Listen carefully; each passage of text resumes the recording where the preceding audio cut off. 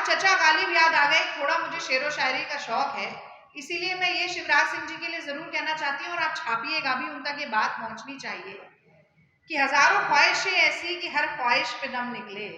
बहुत निकले मामा जी के अरमा, लेकिन फिर भी कम निकले। और निकलना खुल्द से आदिम का सुना था, लेकिन बहुत बेआबरू होके मामा जी कूचे से अब निकले। तो इतनी तो फजीहत भारतीय जनता पार्टी, मोदी जी और अमित शाह जी ने ही कर दी। कांग्रेस की राष्ट्रीय प्रवक्ता रागिनी नायक को अखिल भारतीय कांग्रेस कमेटी AICC ने भोपाल में विधानसभा चुनाव के लिए कमान सौंपी है।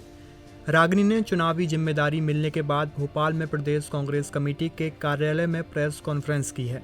इस दौरान रागिनी नायक ने बीजेपी के उम्मीदवारों की सूची के बाद आई भाजपा नेताओं की प्रतिक्रियाओं का वीडियो दिखाया है। कांग्रेस प्रवक्ता रागिनी नायक ने कहा कि बीजेपी के उम्मीदवारों की जो सूची निकल रही है उसमें शिवराज सिंह का कोई प्रोटोकॉल बचा नहीं, क्योंकि उनके धुर विरोधियों का नाम आ गया है, लेकिन शिवराज सिंह चौहान का नाम अभी तक नहीं आया है। पता नहीं उनका नाम आएगा भी या नहीं। मुख्यमंत्री विदाई भाषण दे चुके हैं। शिवराज सिंह चौहान 18 साल से मुख्यमंत्री हैं, इसके बावजूद भाजपा उन्हें चेहरा बनाने में कन्नी काट रही है। जब भी मीडिया से यह सवाल पूछती है कि भाजपा का चेहरा कौन होगा, तो यह कह दिया जाता है कि भाजपा ही चेहरा है, भाजपा ही चुनाव लड़ेगी। सुनिए भोपाल में प्रेस वार्ता आयोजित कर कांग्रेस प्रवक्ता रागिनी नायक ने क्या कुछ कहा।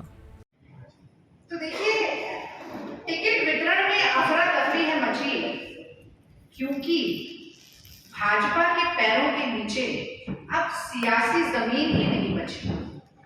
शिवराज सिंह चौहान 18 साल से मुख्यमंत्री हैं मध्य प्रदेश के।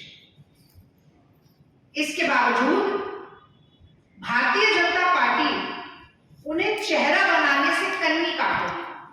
बार बार आप सभी लोग भी ये सवाल पूछते हैं कि भाजपा का चेहरा कौन होगा, भाजपा का चेहरा कौन होगा, और ये कह दिया जाता है कि नहीं, भाजपा ही चेहरा है, भाजपा ही चुनाव लड़ेगी। फिर नरेंद्र मोदी जी मध्य प्रदेश में आते हैं, और नरेंद्र मोदी जी की खासियत है, आप लोग भी जानते होंगे, कि वो काम से ज्यादा नाम पर विश्वास करते हैं। कांग्रेस की बनाई तमाम स्कीम, कांग्रेस की बनाए तमाम इमारतें, कांग्रेस की बनाई हर बड़ी चीज का नाम बदलने में उनको महारत हासिल है। वो नतीजों में नहीं, नजारों में विश्वास करते हैं, आउटकम में नहीं, ऑप्टिक्स में विश्वास करते हैं। इसके बावजूद भी शिवराज सिंह चौहान का नाम लेने से तक किनारा कर देते हैं। एक बार सिटिंग चीफ मिनिस्टर का नाम नहीं लेते। अब काम तो गिनवा नहीं सकते, क्योंकि काम गिनवाएंगे तो वोट कट जाएगा। कल मैं भोपाल पहुंची तो मैंने कहा कि मुझे जरा घोटालों की लिस्ट दीजिए, सुना है बहुत लंबी लिस्ट है। तो 18 पन्नों की लिस्ट आई।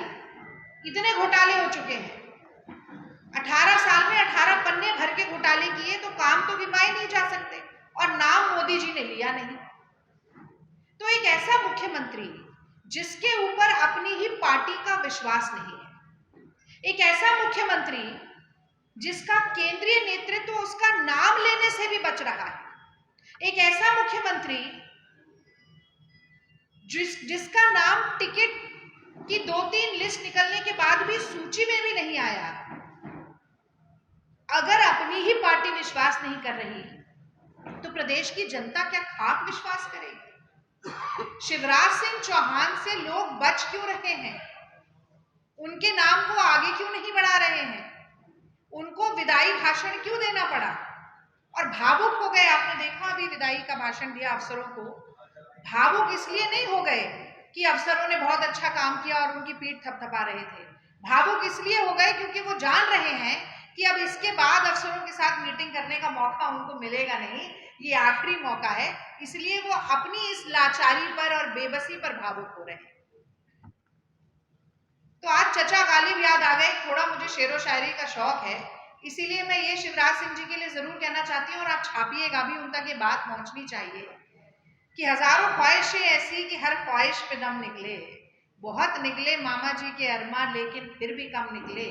और निकलना खुल्द से आदिम का सुना था, लेकिन बहुत बेआबरू होके मामा जी कूचे से अब निकले। तो इतनी तो फजीहत भारतीय जनता पार्टी, मोदी जी और अमित शाह जी ने ही कर दी, और जो बची कुची कसर रह गई है वो देश की जनता आगामी चुनाव में कर देगी। अब हम आते हैं दूसरे पड़ाव पे। दूसरा पड़ाव है उन केंद्रीय मंत्रियों और सांसदों का। तो जरा कैलाश विजयवर्गीय जी को आपने सुना, एक तरफ तो वो कह रहे हैं कि 1% भी मेरा मन नहीं है चुनाव लड़ने का, तो मन होगा कैसे? जब सुरसा की तरह मुंह बाए हार सामने खड़ी हुई दिखाई दे रही हो, तो किसका मन करेगा चुनाव लड़ने का? और इससे छोटे तो हो नहीं सकते, इससे ज्यादा तो गिर नहीं सकते भाजपाई कि छोटे होकर बचकर निकल जाएंगे। तो इस बार तो पूरी तरीके से फंसते हुए दिख रहे हैं। बेटे को लड़ाना चाह रहे थे, खुद ही शहीद होने के लिए उनको उतार दिया मैदान में, तो कह रहे हैं 1% भी मन नहीं था।